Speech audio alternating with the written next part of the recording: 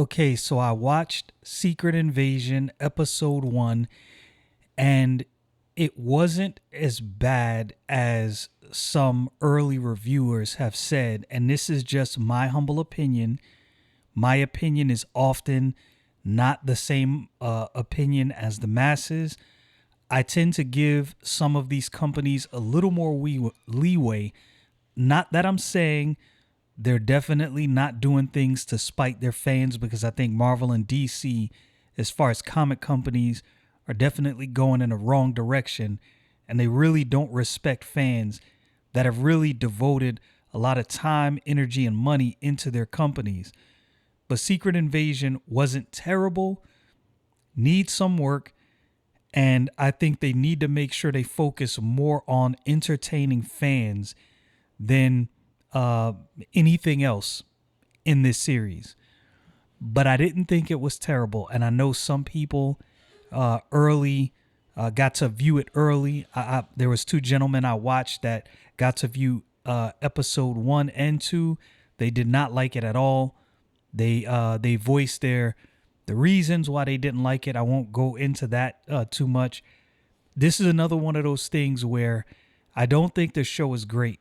I don't think the show is just plain trash. There was some things introduced in the show, some lines here and there could have went without. But overall, the show didn't seem 100% preachy. That's the impression I got when I heard some of the reviews. And I think, as I said before, Marvel has painted itself into a corner in this respect. When you slight someone time and time again, there comes a point where they give you no quarter, they give you no leeway, and there's no room, no wiggle room that they will give you. At every slight, they will view it as the worst slight ever. And I think fans have been scarred. Fans have been scarred by many of these companies for so long. Now at the simplest thing, it's just off with their head. It's all bad. And that's unfortunate. Marvel, in some ways, not just Marvel, but we're talking about Secret Invasion. This is a Marvel property. Marvel, in some ways, have painted their fans into a corner. It's like backing an animal, a hurt animal, into a corner, and they're gonna fight with everything in them. And what they've done to some of the fans, I'd say majority of fans, is they have focused on things that none of us care about. What fans care about is the story good? Even if in the story you vary from the comic book, I think most fans understand you're a business, you're trying to make money. You're not just trying to entertain fans, you're also trying to entertain normal people that have never read the comic book, that don't understand anything about the story. But for that reason, also, sometimes I don't understand why certain things are changed. Normal people have no idea. They've never seen the stories. They've never read any of these comic books. I think maintaining the integrity of the story and keeping the comic books the same as the or keeping the movies the same as the comic books, what that would do is it would create a great opportunity for those of us who are fans of the comic book to now introduce these people that would not have otherwise been interested to the comic books, to these stories that they will now go buy for themselves, go read, and now you have gained a new fan. So in that regard, I think a lot of these comic book companies could actually maintain the storylines exactly as they are, and there's really not a big reason to change them much. Certain things definitely are changed for the silver screen, and I get it. Certain storylines, certain plot points just don't hit as well as they do in print on the big screen, and I definitely get that. So what I wanted to do is kind of go over, for those who may not know, I'm going to use Wikipedia. It's not always the most trustworthy source, but I think it's pretty accurate with the Skrull invasion plot. And we're just going to read through this and go over the plot of the Secret Invasion and see exactly what this is all about. So we are on Wikipedia. Here's the plot. After the Kree Skrull War, the Earth's superheroes Iron Man, Mr. Fantastic, Namor, Black Bolt, Professor Charles Xavier, and Doctor Strange join as a group called the Illuminati to secretly confront the Skrulls. Now this is definitely not part of Secret Invasion from what I have seen. Now maybe it will be. There's a lot of things going on in Marvel with the multiverse, and I'm not sure how they're going to reconcile the things going on in the multiverse, what we're now watching in things like Secret Invasion. Maybe they will bring in the Illuminati. After all, we did see a glimpse of the Illuminati in Doctor Strange Multiverse of Madness, which was great to see, by the way. Even though that movie was kind of hectic, kind of chaotic in some areas, I didn't dislike the movie. Had some things that they could have done better, but I didn't dislike the movie. As you can see, as I've said before, I'm not just going to jump on the bandwagon of hating something. I can recognize for sure there are things that need improvement because Marvel in many ways has lost their way. But I won't jump out the window and just say, oh, this is just complete trash all the way around. I know there is this sense people get where they want Marvel to fail because Marvel has slighted them. And I get it. I don't necessarily hold that view. I don't want Marvel to fail. Now, they are failing in many ways. Again, I don't think they're just going to go away. But with that said, I think there are some things they get right. They don't get everything wrong. They're just not on the right track. They're definitely not doing things to please the fans that have supported them and brought them to this point. So they attack the Skrull Empire and warn that any future invasion attempts of Earth would mean further reprisals. However, they are all captured and intensely studied before escaping. In an eventual successor to the Skrull Princess, Varenki, claims that a prophecy foretold the annihilation of the Skrull homeworld. The current Emperor Doric exiles her. Let me click off that. Doric exiles her to a prison world for inciting religious extremism. After the destruction of the Skrull throne world by the cosmic entity Galactus, Varenki becomes Empress by lineage and guides an invasion of Earth armed with the knowledge of superhumans gained from having studied the Illuminati.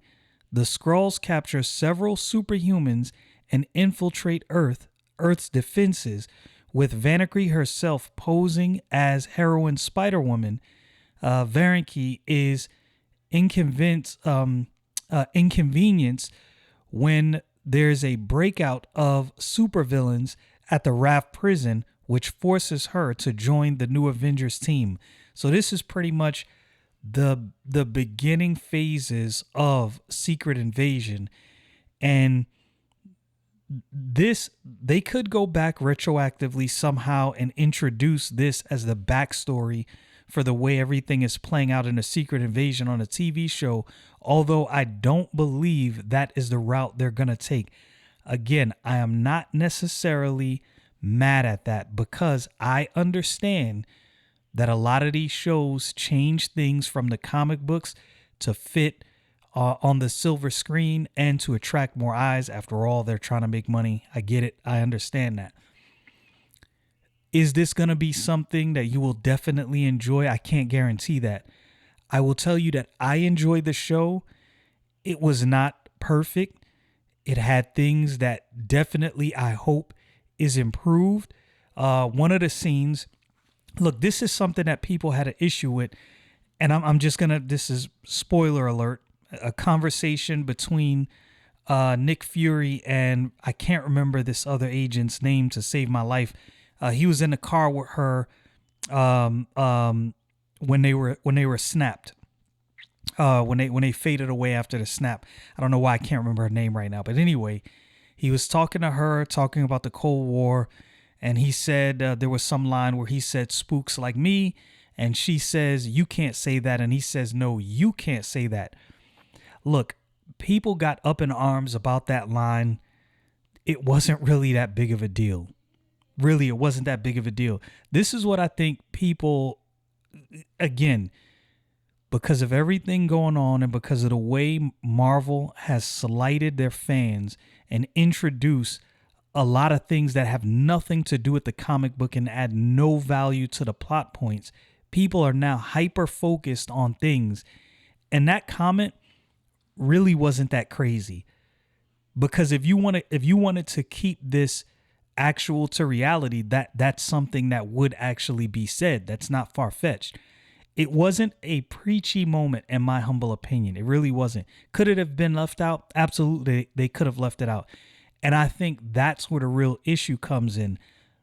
Sometimes some of these lines don't seem organic, right? Like everything we've seen from the Marvel Cinematic Universe and everything we've seen from its iteration of Nick Fury and Samuel L. Jackson, I just don't get the sense.